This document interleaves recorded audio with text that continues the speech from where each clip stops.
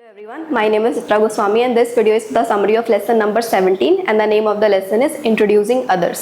The objective of the lesson is that by the end of the lesson, students will be able to confidently introduce others using appropriate language and etiquette.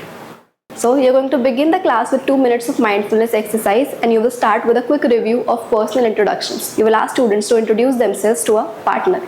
Now, for the second step, you are going to model instructions. You will demonstrate how to introduce someone else. For example, this is Tapan, he is my English trainer.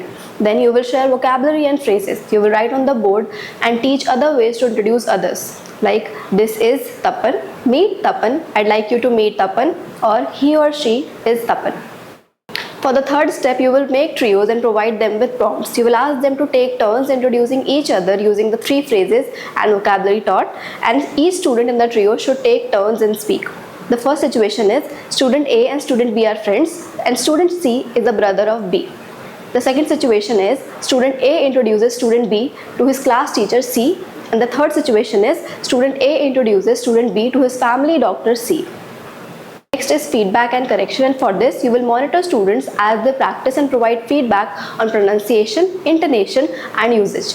Now the fourth step is role play practice, and for this you will call the confident trios in front of the class to act out the scenarios, introducing each other based on the roles provided. Now you will call the other trios on stage one by one. You will encourage everyone with positive words like wow, well done, you were really confident, good job, I really like your conversation, etc. For the fifth step, you will ask students to write their name on a note card and place it in a bag.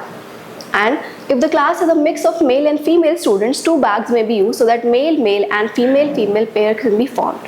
You will explain that you are choosing partners before the next activity by pulling the names from a bag and that their partner is decided by chance. You will ask how it might make their partner feel if you complain about being paired with them, and you will encourage them to have a positive mindset and think of it as an opportunity to get to know someone better.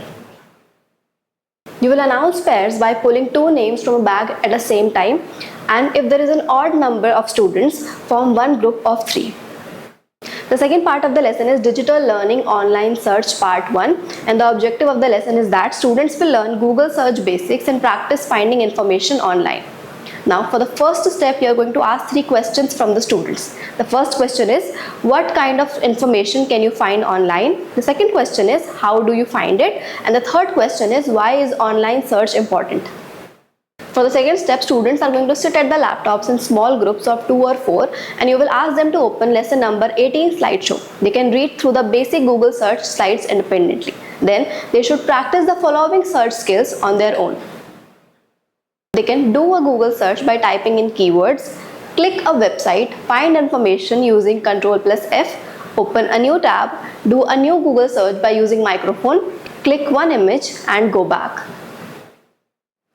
For the third step, you will announce that you will be having a scavenger hunt and students may use laptops and their smartphones. You will ask students to find the scavenger hunt list on lesson number 18 of their SABs, and students should search for the information and write their answers. The team that finishes first wins. If no team finishes after 15 minutes, you will give 5 minutes warning and then stop. The team with most answers wins.